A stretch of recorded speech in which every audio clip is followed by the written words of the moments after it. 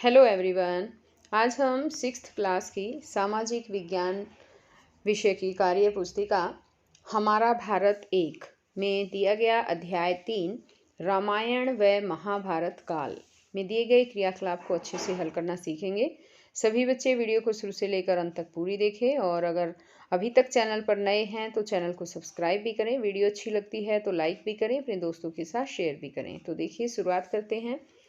अध्याय 3 रामायण व महाभारत काल, और इसमें है क्रियाकलाप 1।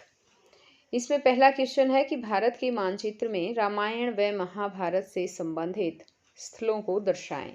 तो यहाँ जैसे हस्तिनापुर दे रखा है, ये यूपी में है, कुरुक्षेत्र हरियाणा में है, पंचवटी महाराष्ट्र में है, चित्रकूट यूपी में, प्रयाग उत्तर प्रदेश में, दिल्ली और द्वारका जो है वो गुजरात में है, अयोध्या यूपी यानी कि उत्तर प्रदेश में है, और तमिलनाडु रामेश्वरम में है, सनोली यूपी में, हम्पी कर्नाटक, मथुरा यूपी और ये है श्रीलंका।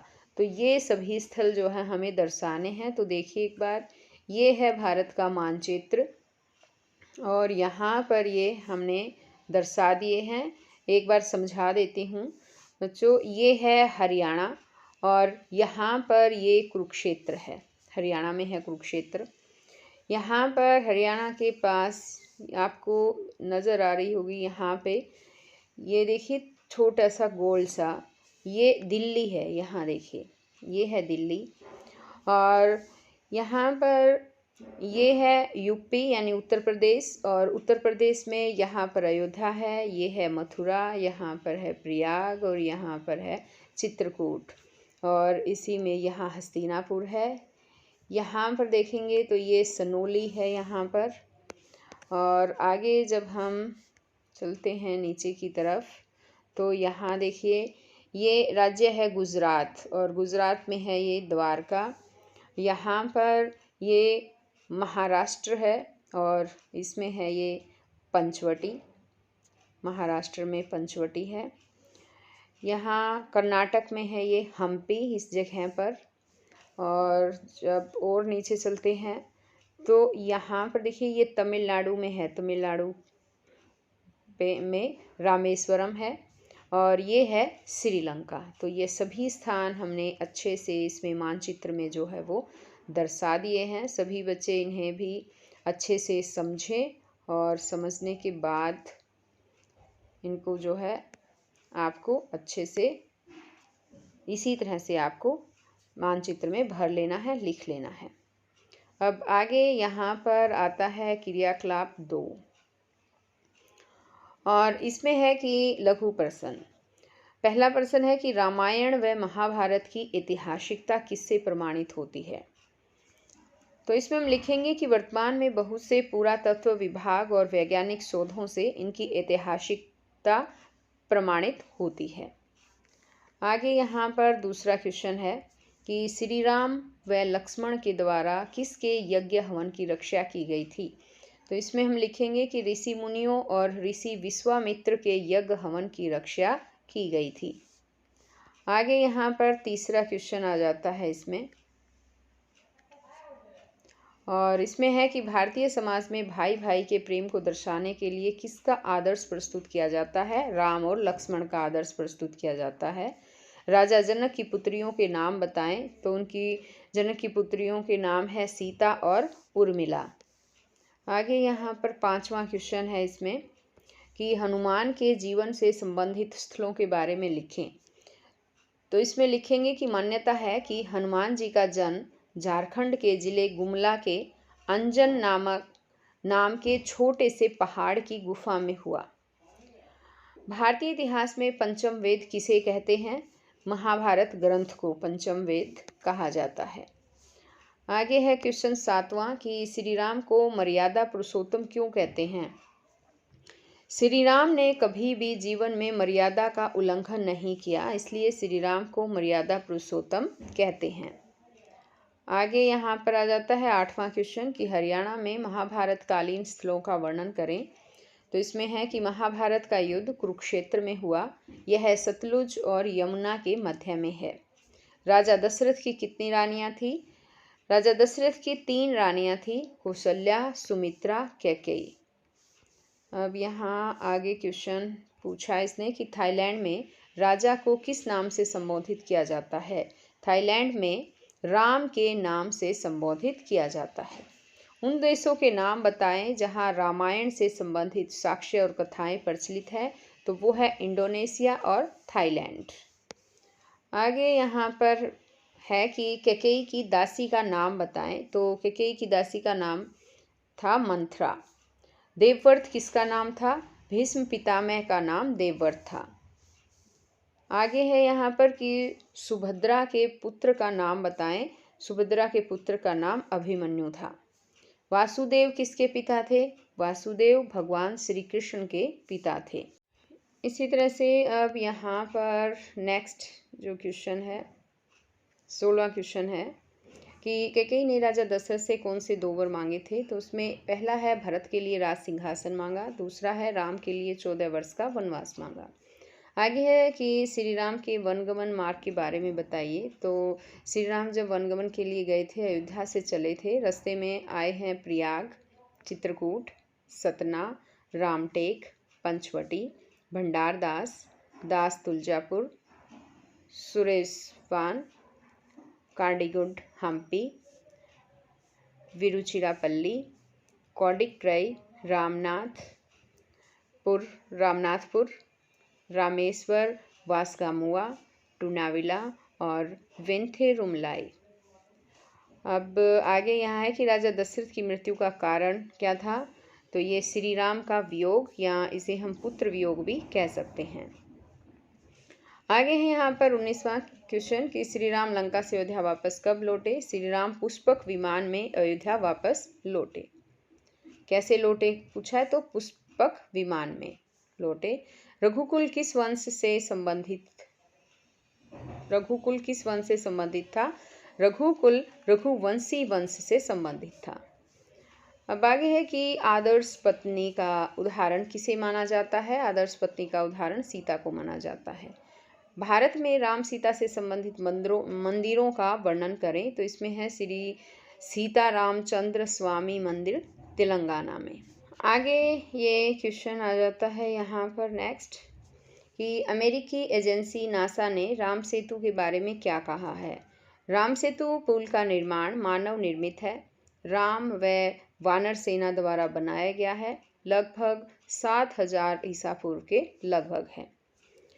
अब यहाँ पर है क्रियाकलाप 3। निम्नलिखित कथनों में सही पर टिक अथवा गलत पर क्रॉस का निशान लगाएं। इसमें है सुमित्रा के 2 पुत्र लक्ष्मण और भरत थे, तो ये गलत है, इसलिए इसे क्रॉस करेंगे। इनके 2 पुत्र लक्ष्मण और भरत नहीं थे, भरत की जगह शत्रुघ्न आएगा। यहाँ पर दूसरा है कि बरनावा में लाक्षागृह के अवशेष मिले हैं, ये ठीक है, टिक कर देंगे। वाल्मीकि रामायण के मूल रूप से 24,000 श्लोक थे, जिन्हें 500 सर्गों व 6 कांडों में लिखा गया था, तो ये भी ठीक है, टिक करेंगे। रामायण में आर्यों ने अरावली पर्वत को पार कर लिया था, ये गलत है, इसे क्रॉस कर देंगे। आगे है यहाँ पर 5वां कि महाभारत में पशुओं की चिकित्सा की विधि का उल्लेख नहीं मिलता है, ये भी गलत है, क्रॉस करेंगे। भीष्म को इच्छा मृत्यु का वरदान प्राप्त था, ये सही है, टिक कर देंगे। श्री कृष्ण अर्जुन के सारथी बने थे, ठीक है, इसे भी टिक करेंगे। कर्ण का वध भीम ने किया था, तो ये गलत है, इसे क्रॉस करेंगे। कर्ण का वध जो है वो अर्जुन ने किया था।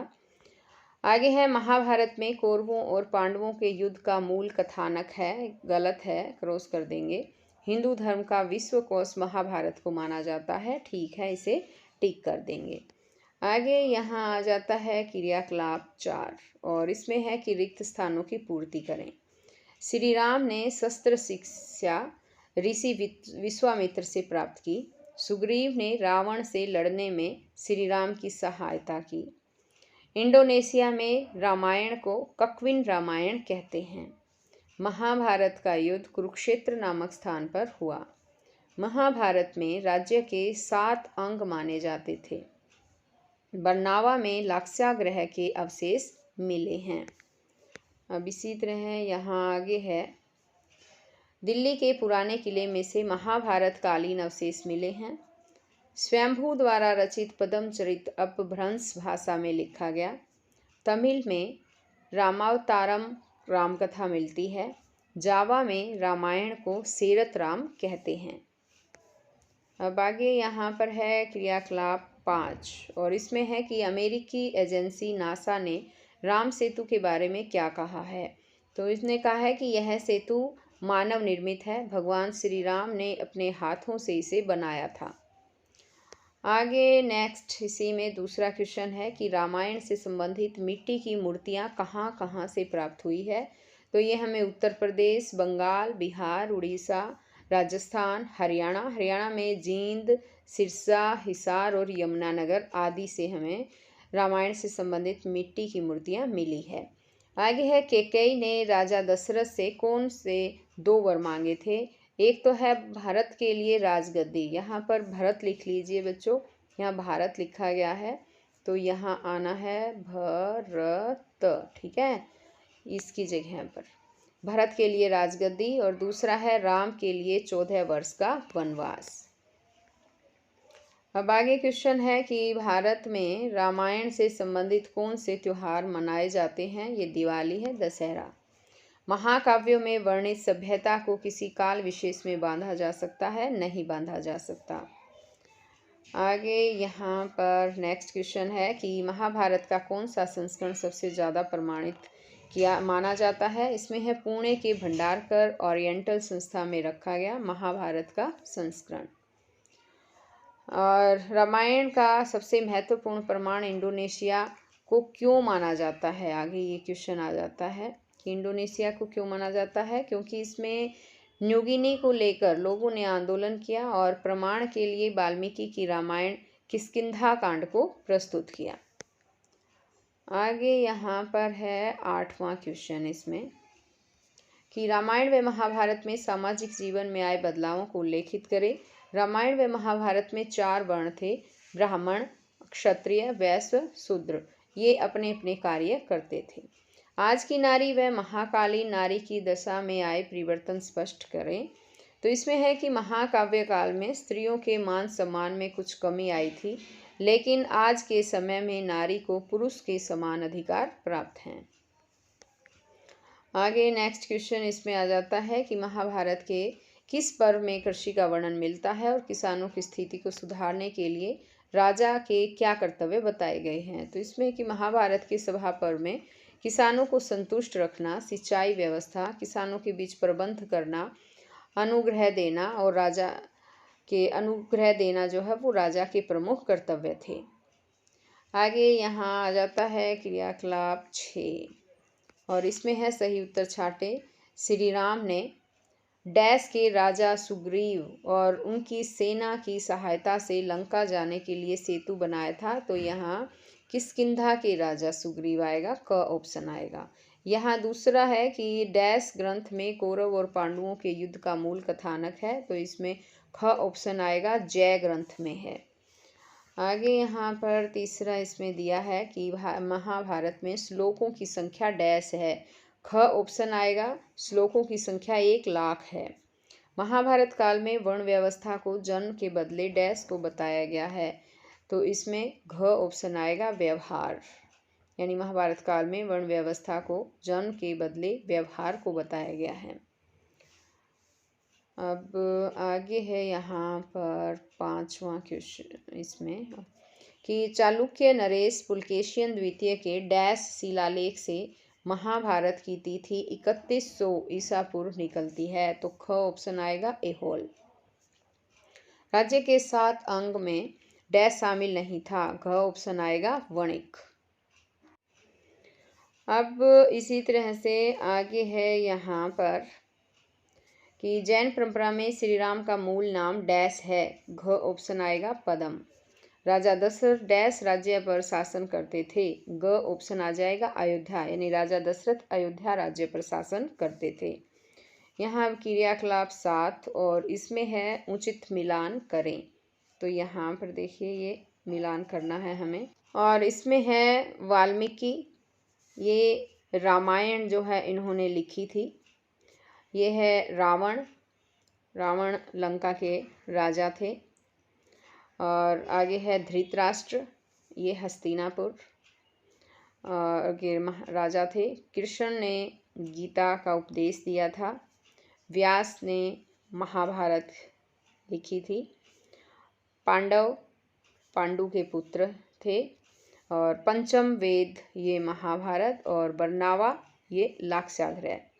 तो इस तरह से हम इन्हें मिलान कर देंगे। अब ये बच्चों पाठ यहीं पर ख़त्म होता है। नेक्स्ट पाठ के लिए मैं नई वीडियो लेकर आऊँगी। अगर आपको वीडियो अच्छी लगती है तो लाइक करें, दोस्तों के साथ शेयर करें। चैनल पर नए हैं तो चैनल को सब्सक्राइब ज़रूर कर लें। तो हम फिर मिलेंगे नई वीडियो में, तब तक के लिए बाय।